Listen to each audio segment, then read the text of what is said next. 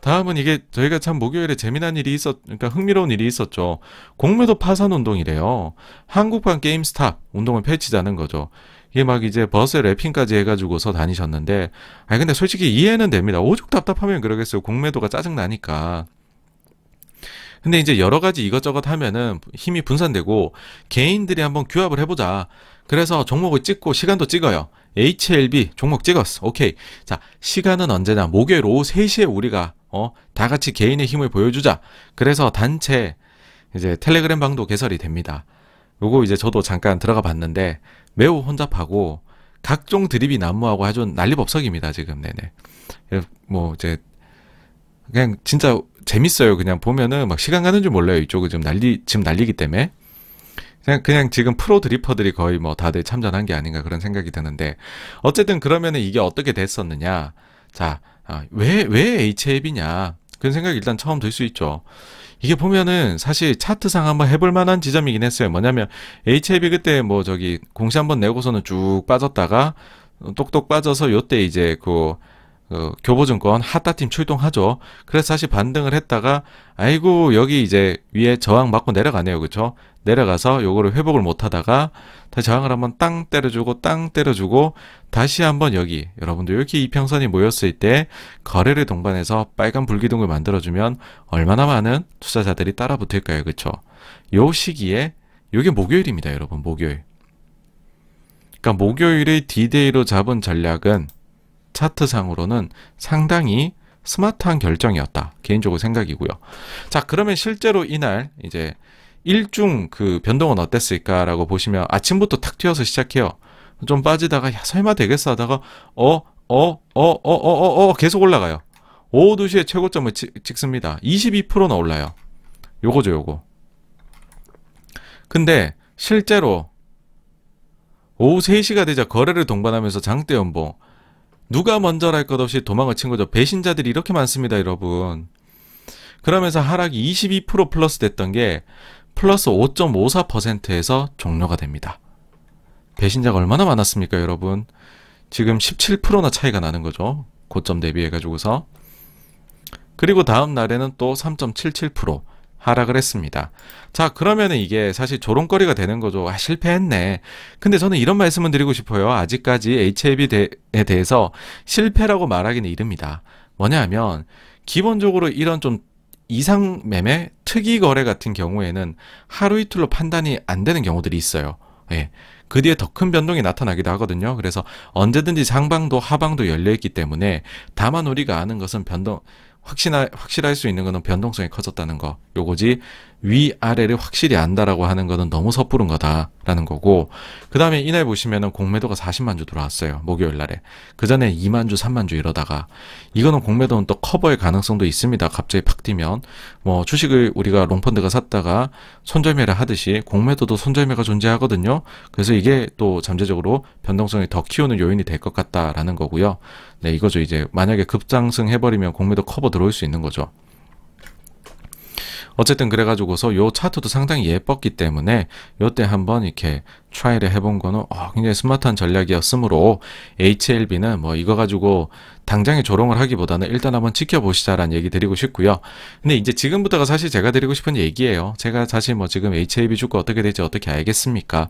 그보다는 과연 그러면 미국처럼 한국에서도 제2의 게임스탑, 제2의 AMC가 나타날 수 있느냐? 결론부터 말씀드리면 어려워요. 이유가 두 가지인데요. 첫째는 한국은 미국하고 다르게 개별 종목 옵션 시장이 비활성화되어 있고요. 두 번째로는 한국이 공매도 비중이 낮아요. 미국에 비해서. 이게 무슨 말이냐면요. 개별 종목 옵션이라는 거는 자, 이게 게임스탑을 저희가 생각해 보시면 개인 투자자가 기관 투자자들 돈으로 이긴 사건이거든요.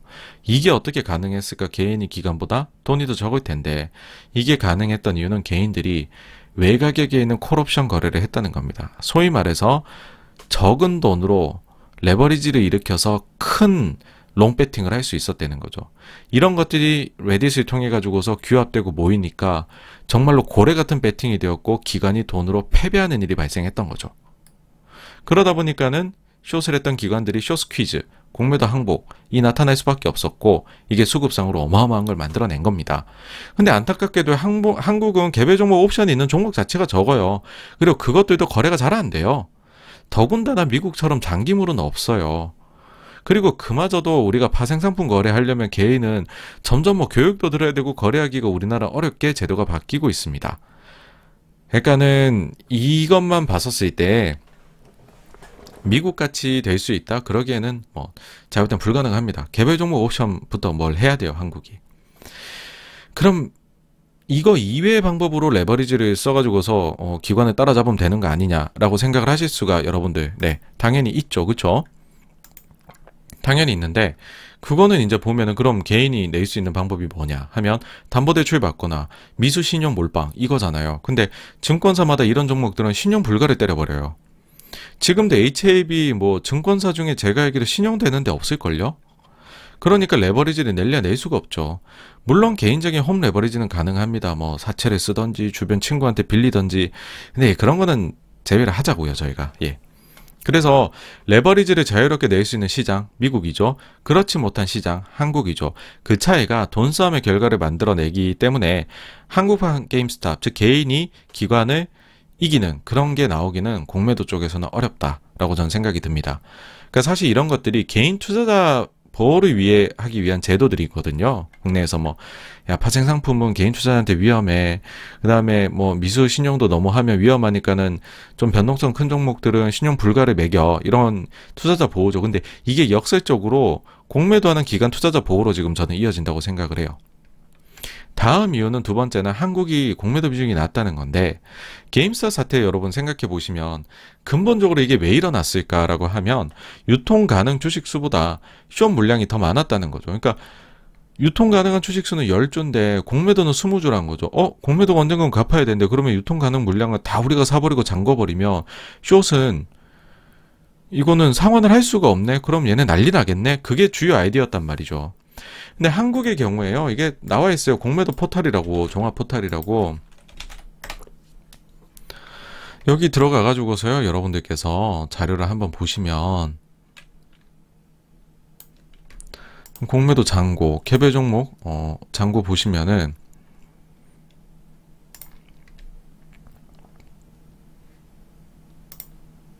코스피에서 제일 높은 게 롯데관광개발이고 전체 상장 주식수 중에서 7%예요. 근데 대주주 비중이 50% 넘거나 그러진 않잖아요. 그러면은 이거를 역산해 보면은 이제 유통 가능 주식수 중에서 그러니까 게임스탑이나 그런 것처럼 극단적인 게 없는 거예요. 이 정도면 미국에서는 아주 평이한 수준인 거죠.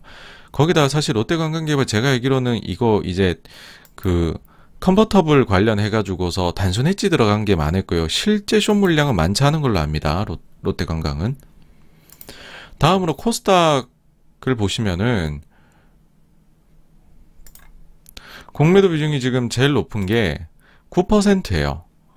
그러니까 이것도 보시면 높지 않다는 거죠. 해외 기준으로. 해외는 지금 유통 가능 주식수 대비 100%가 넘어가는 게 문제였잖아요.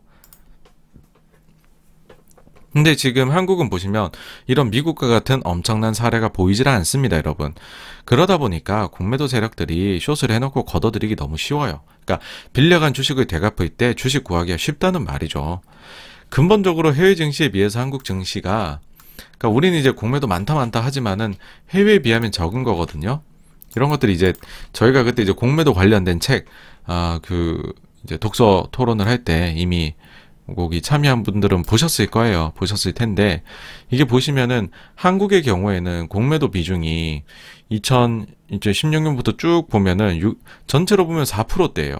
유가증권 시장은 6%대고 일본은 40% 정도고 미국도 40%예요. 그러니까 한국이 훨씬 비중이 낮다는 거죠. 그러니까 역설적인 얘기입니다. 뭐냐면 한국판 게임스탑이라는 게 나오려면 매우 역설적이게도 공매도가 일단 지금보다 훨씬 많아야 돼요. 그래서 실수하는 공매도가 나와야 된다는 거죠. 즉 공매도 비중이 지금보다 한국 시장에서 더 많이 늘어야 역설적이게도 게임스탑 같은 일이 발생할 수 있다라는 겁니다. 네. 여기까지가요. 공매도 파산운동, 한국판 게임스탑 사태가 발생하려면 어떤 전제 조건이 필요할까라는 거에 대한 내용이었고요. 다음으로 넘어가겠습니다.